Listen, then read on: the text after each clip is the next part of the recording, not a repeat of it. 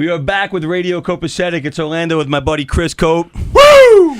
I am sure you've got a ton of opinions on UFC 203 coming up. I mean, you look at the card, and CM Punk and Mickey Gall are third from the main event.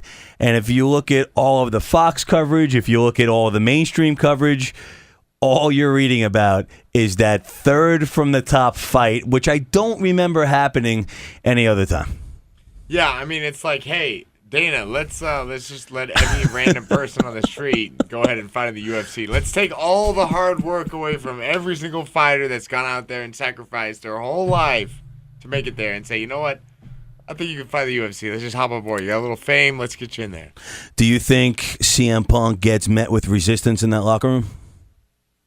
I think CM Punk's been met with resistance since this has even been stated. He's been met with resistance from the UFC, from the fans, from everybody at probably Duke Roofs' camp. Mm-hmm. But here's the thing.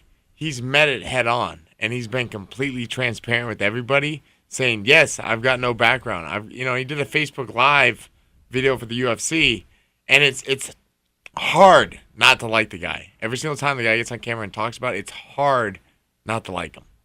You have stated many times that you like Conor McGregor more and more now because of the things he says, and you're a huge proponent of having to have a personality to make it in the UFC, that fighting alone won't do it. But what happens in a situation like this where it's all personality and no fighting? You were saying that you've been watching his documentaries, and you said that his fighting, his grappling is just not... Oh, yeah. It's like watching a 14-year-old little girl, basically taking cardio kickboxing class. That's the equivalent of it to it. I mean, he's got really no technique whatsoever. He looks like he's probably geared a little more towards the grappling because of the wrestling. But you take someone with only 5 months experience, like, hey, let's get you ready for the UFC. We got 5 months to work with you. You're not going to get much with that. I mean, let's be honest here, and especially he's 38. But it's the type of thing that people are going to watch. Whether you like CM Punk or you hate him, you're going to watch that fight. It just seems, though, that between the Conor McGregor-Nate Diaz fight and then this, going back to Brock Lesnar and Mark Hunt, the UFC is really gambling here. They haven't been developing their own stars. They're kind of making them out of thin air at this point. CM Punk, as whether they call it the main event or not, he's the selling point to this card. You're going to have all that crossover from the WWE fans. I think there are going to be a good amount of WWE fans that have never purchased a UFC card before buying their first one on Saturday. But how many times are you going to go to this one-off desperation well before you say, you know what, we might have to take a hit on one of these UFC cards and rebuild our stars? They realize that the only star they really got left is McGregor, and they're trying to build other people up. Well, do you think Nate Diaz is as big a star now because of that fight? I think people like Nate Diaz. I think when you think of Nate Diaz being champion caliber, you don't think that. But he's a personality. But then again, all of these guys are personalities, And that's the thing is that Nate Diaz, you love to watch because you just don't know what the heck he's going to say. Mm-hmm. Nate Diaz, for all I'm concerned about, he's probably going to retire, and he's probably going to spend that $13 million on buying the biggest amount of marijuana they possibly can, and he's just going to smoke himself into oblivion. I mean, he's probably just going to be sitting on 10 pounds of weed just at his house. And that might be fine for Nate Diaz. Yeah. Diaz is just kind of, the Diaz brothers are personalities. That's really what people like. That's what people get tuned in for. Right. But do you think that the UFC can capitalize now and do something other than Diaz-McGregor? Because Diaz has stated he's not fighting unless he fights McGregor because that's where the money is. And does that present another problem to the UFC? What do they do after Diaz-McGregor? Will Diaz have enough where they could still make money on him? Diaz, they don't really care about. They got what they needed to get out of him. Now it's McGregor about how to convince him to go out there and defend the title. That's the name of the game. And McGregor doesn't want to do that because he knows that him defending the title is like basically meeting the electric chair. Right. The electric chair is undefeated. Nobody beats the electric chair, you know what I mean? So that's basically Jose Aldo. And when Conor McGregor fought him, unfortunately the electric chair, sort of short-circuited that night. Right. But he ain't going to win that fight again. Do you think at some point Conor McGregor will lose his air of invincibility now? I mean, he lost it when he lost to Diaz, but I mean, as far as his appeal, at some point, will more people start to realize you're just ducking Jose Aldo and then lose his credibility? Yeah, eventually he will, but McGregor's very good at getting you interested in what he's doing. Like, he's just going out there just doing crazy stuff, and he gets people talking. The tweet with the gun. Yeah, he gets people basically chatting, and then that's the name of the game. That standing out there and getting people to pay attention, McGregor's very good at that. Yeah, and I agree, and he's hopping around, and as soon as he beat Diaz, he, said he wanted to fight a heavyweight. All right, bring on a heavyweight now, and all of this stuff. But at some point, does the ruse get uncovered? I mean, all right, here's the question. Do you feel that he's ducking Jose Aldo? 100%. All right, and that to me... And Frankie Edgar. That's not championship-like. That's not... That's not warrior-like. He calls himself a warrior. To me, Conor McGregor is the traditional bad guy in the WWE, where bad guys back in the day used to get heat by basically defying the fans' reality. You'd have a big fat wrestler say, I'm the skinniest, sexiest guy in the world, and fans would boo because they knew the guy was lying to him. That, to me, is pretty much what Conor McGregor is now, whereas Diaz is the anti-hero, the Stone Cold Steve Austin from the 90s, where he's the guy that's going to give the boss the finger, and people want to live vicariously through that. Yeah, exactly. And that's the thing, is that McGregor doesn't care. He's getting paid, and McGregor has gotten paid a good amount of money. A lot of times, a lot of fighters saying that they're fast, they're this, they're that. Usually, they are the exact opposite of what they say that they are. Okay, McGregor's just been able to market it and to sell it. Mm-hmm. Don't get me wrong; he trains his ass off. He trains very hard, and he's completely different off camera from what I hear on what he actually, puts forth. But it's show business, right? I mean, that's really what fighting is. Now, fighting's not a movie; it's not a television show. But you have to have that entertaining factor, right, to get people to pay attention. McGregor's got that. Muhammad Ali had that. Ronda Rousey has that. You get people's attention.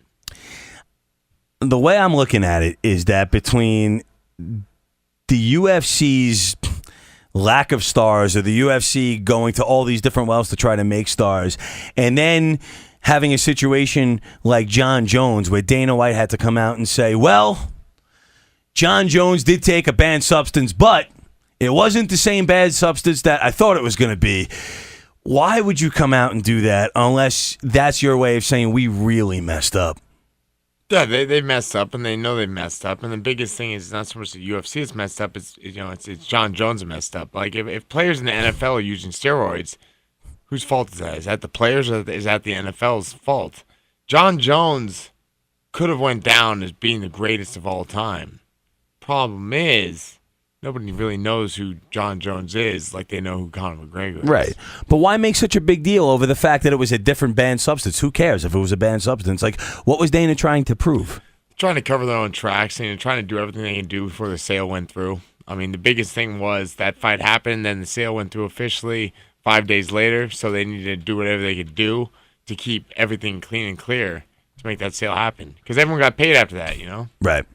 Well, I mean, UFC 201, the main event was Robbie Lawler. He went down. Yeah. And again, he was another guy where he didn't have much of a personality, but he was dynamic to watch. And he might have been one of the UFC's last stars that didn't have to actually talk. Mm-hmm. I mean, he had those I'll eat your soul lines and stuff, but for the most part, he was not. I don't think he was great on the mic. Well, yeah, Robbie Lawler's it's like talking to a rock. You know what I mean? It's like really there's not much depth to it. It's just kind of like, I mean, the most creative thing I think he ever said was, "I'm gonna take your soul." Yeah. Now let's put this straight. If Robbie Lawler ever stepped foot in a cage with me, he would completely annihilate me. It wouldn't even be close. And I haven't even met Robbie Lawler, all right? But what I can tell you is this: he hits like a ton of bricks, but does he go out there and bang? Does he fight? Does he put it all out there? Yeah, of course. He's had some of the most entertaining fights out there. But you put a microphone in his face, he either says something extremely creepy and over the line, or he says nothing at all that has any relevance to anything that you're trying to deal with. Well, you know that they're trying to make UFC 205 one of the biggest cards. I mean, UFC 200 was controversial for all of the main event changes and the drug test failures and all that other stuff. But now you might have a card much more important than UFC 200. UFC 205, Madison Square Garden, November 12th. A situation where if the UFC fails here, they might be sinking their own ship. I mean, this is New York. Yeah. Robbie Lawler, Donald Cerrone, UFC 205. Is that the UFC stacking the card to the point where they're saying we won't fail? No, I mean, they're not going to be able to fail because there's a lot of people behind the wheelworks that are East Coasters. You know, Dana's from Boston. And I know New Yorkers don't really like people from Boston, but they've got a real East Coast influence on it. They've been trying to go after New York for probably about, like 20 years now. Ever since the beginning, they probably tried to go after New York. Right. And they're stacking. They're going to stack the card with a lot of people that are New York based and going off of that. Let's say the first one fails, they'll have more opportunities. And the biggest thing with New Yorkers is this. What do we know about New York? Everyone here likes to make money, right? The UFC's had a little money. They've made a little money in their pockets. So a lot of these people are going to cash in. Once it gets legalized, they're going to go from there. You know, and I don't see it. You don't think the UFC's under some serious pressure here? They'll make it happen. They'll basically, they might contact Brock and go, Brock, you remember that favor that you owe us? I know you did it, but we needed another one because you owed us another favor where you might have forgotten about it that, he might come through. But him getting through the athletic commission, that might be a problem too, I mean, look, Cerrone Lawler is huge. Yeah. It's absolutely huge. And the fact that this is being announced now in September. I mean, Twitter is in a meltdown right now. Like the UFC's Twitter is pretty much exploded over this fight, which is huge. But let's think about it. Robbie Lawler was just the main event of UFC 201. Yeah. And now this is a huge match at UFC 205, probably at the bottom of the card. Does Ronda Rousey come back at 205 despite what everyone's saying? Yeah, I mean, she could, but Ronda's got that pizzazz. I mean, if they did Ronda versus Cyborg, that would get interesting. As much as I would love to see that, I feel like that is going to the well too quickly. Yeah. I feel like Ronda and Cyborg should be on the same card fighting different people. Yeah. And then wrestling style, after the fights, they can come out and yell at each other. And then UFC 210 or whatever, do it then. Would you want to waste that fight in New York? You only they say that you only get one. You only get one chance. Like you only get one graduation. You only get one. This, that. Weddings. I guess you could possibly have multiples of those these days. But their first fight in New York. If everyone's gonna remember the first one. The first one's gonna go down in history. You know what I mean? So this has got to be over the top. It's got to be big. They'll probably make some special crazy announcement. But they always find a way to make it work. I don't know. The way I look at it is Rousey's comeback in New York would be one of the biggest things. I just wouldn't want to see her fight Cyborg. I honestly would want to see her fight somebody whose arm she could break in 9 seconds. Yeah, I mean, she'll beat a couple people, but then she'll get smashed, and she'll probably end up going into movies like Gina Carano did. Gina Carano understood that she was just a pretty face that couldn't really push it more than what she was. Yeah. So she got in movies. Speaking of pretty faces, Paige Van Zandt. Oh, man. Yeah. Oh my God! Come on, that comeback fight against Beck Rawlings, that crazy kick, that was one of the sexiest things I've ever seen in my life. I was equally turned on and frightened. Yeah, and she looks like a sweet, innocent little choir girl at the local church, and then all of a sudden she gets in there and she becomes this crazy demon that just rips people's heads off. You know what I mean? That's what sells. That's what people like watching. Do you think she has enough potential to become a Ronda Rousey? I mean, she doesn't have the attitude. 100%. I mean, here's the thing with the UFC. This is like show business. They can take anybody and make anybody a star. They can make a fat, pudgy little kid that plays World of Warcraft a star. Basically, give him a couple years, though. Well, what's his name? The fat guy. The fat guy. Come on. Why am I blanking on this right now? Which one? He was in. There's been plenty of fat guys with the Ultimate Fighter. Oh yeah, he was in the Scorpion King remake without The Rock. Big Country. Roy Nelson. Yeah. Oh yeah. I mean, come on, that was one of the greatest stories. Roy Nelson is a fat blob, but here's the thing about Roy Nelson. He's like a legitimate high-ranking black belt. Right. And his striking is crazy good. He just has a beer gut where like every truck driver in the world can kind of relate to him. And he also looks like, you ever seen the movie Jeepers Creepers? Yeah. He kind of looks like the bad guy in Jeepers Creepers, you know? Yeah, in a way. But again, two different types of appeal. The everyman or the girl that you know, is so far out of reach. Like, to me, Paige Van Zandt is like one of the hottest celebrities, period. Oh, yeah. Watching her do that kick was just ridiculous. Yeah. I don't want you to say too much because I don't want to get you in trouble. Yeah. That being said, I had a great time with your girl, hang on before you kill me with what I'm going to say, doing community cleanup work at Lake Ronkonkoma. She, and this is a testament to, because you train with her, right? Yeah. She outworked every single guy. She's a beast. It was 5 bags of garbage. And that has a lot to do with conditioning. Yeah. Now, how is it that you have a guy like Roy Big Country Nelson or even like a Mark Hunt that's able to go 5 rounds looking like that? You know, the thing is, it's durability. Most of these fighters on the offseason, they don't look like bodybuilders, and even bodybuilders on the offseason don't look like bodybuilders. Right. They're usually fat blobs. A lot of carb, like basically any kind of endurance athlete needs to carb up a lot and eat a lot of carbs. Mm-hmm. So basically that creates basically excess fat intake. Now those guys are heavyweight. Both those guys, Mark Hunt and Big Country, they could theoretically be fighting 205 if they didn't eat 5 Big Macs a day. But the problem is they got a little bit of an eating problem, but they don't care because they knock people out. Right. You know?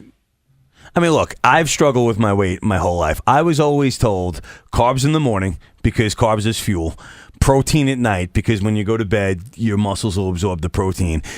Why is it that like guys like you can eat 5 burgers like I saw you eat at that burger thing in Patchogue and not see a pound go on your waist? Yeah, well, you know, the thing is this. You know, I've got a gut, but what I tell all these people... I would love to have your gut.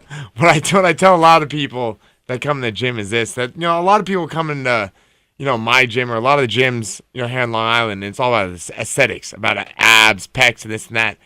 Who cares about any of that if you can knock someone out with a head kick? Like, that's the end of the story. Like, if you can knock somebody out with your foot, then it doesn't matter what you look like. And that's the thing with Roy Nelson. Roy Nelson has knocked out so many pretty boys with that overhand right that he doesn't care.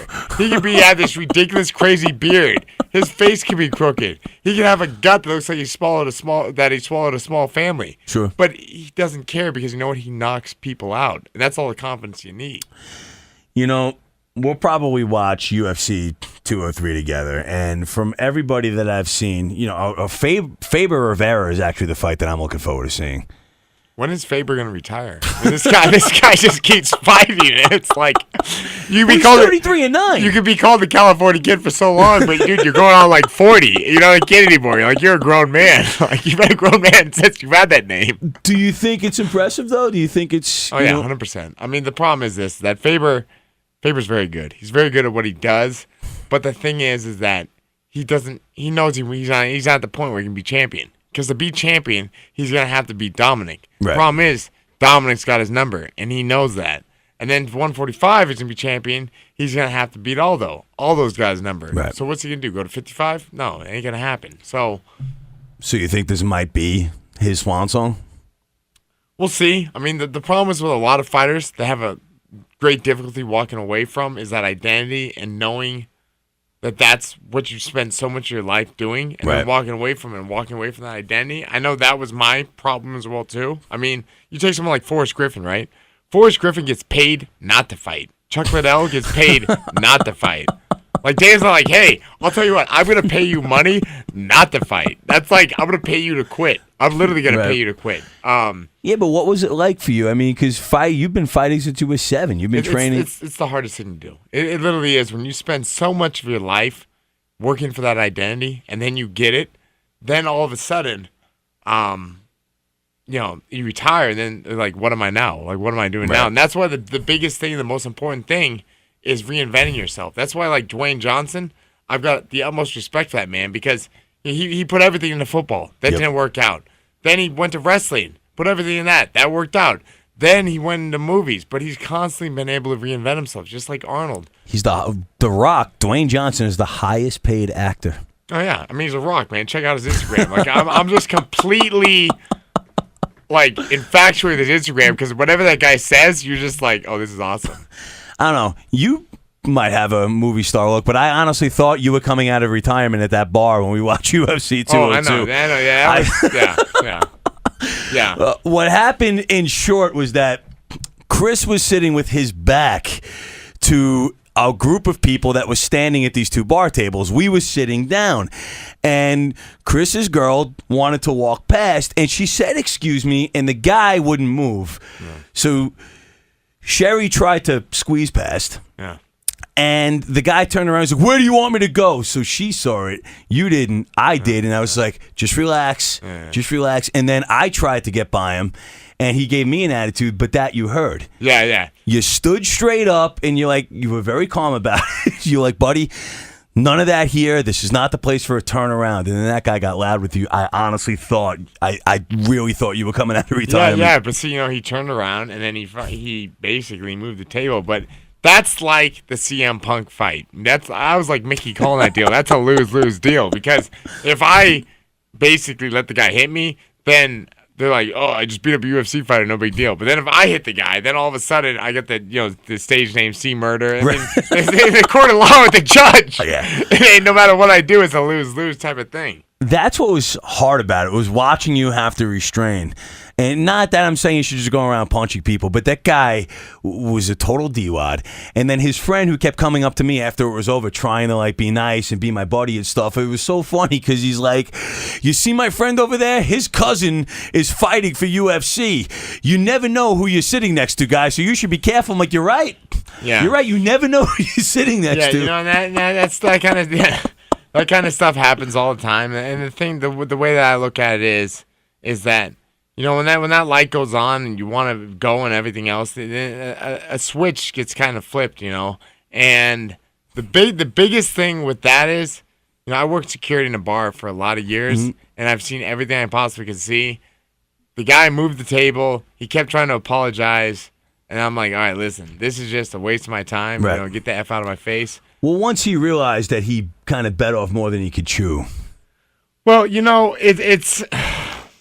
Because that's the thing. They finally realized who Chris was, and you saw the color draining out of his face. Yeah, and I think in security, I mean, I remember when I was working security in San Diego, and there's some guy on the dance floor was going all crazy. Looked just like Bob Hoskins. You remember Bob Hoskins? Of course. Yeah, the guy that was in Who Framed Roger Rabbit. The guy's wearing a velour suit. He's with this big, huge chain. And this is San Diego, California. So the guy looked like straight out of Jersey, right? And then no offense to anyone in Jersey, but I'm like, hey, buddy, you got to go. You're too drunk. And then he wouldn't go. So all of a sudden, I just flipped him around, and I just put a rear naked choke around him. And I just squeezed, really hard, like I was popping his zit. And then all of a sudden, his legs went limp, and I was like, whoa, man, that was easy. That wasn't, hard at all. But then the problem was, I dragged him outside. I didn't mean to really choke him out like I did. But then I laid him out in front of the club. And then all of a sudden, he's out. He's sleeping like Sleeping Beauty, sleeping Bob Hoskins. And then he just jumps up. He's like, what the hell happened? And then by that time, Big Tony's watching the door. I'm back inside. And his buddy's like, dude, that security guy just choked you out.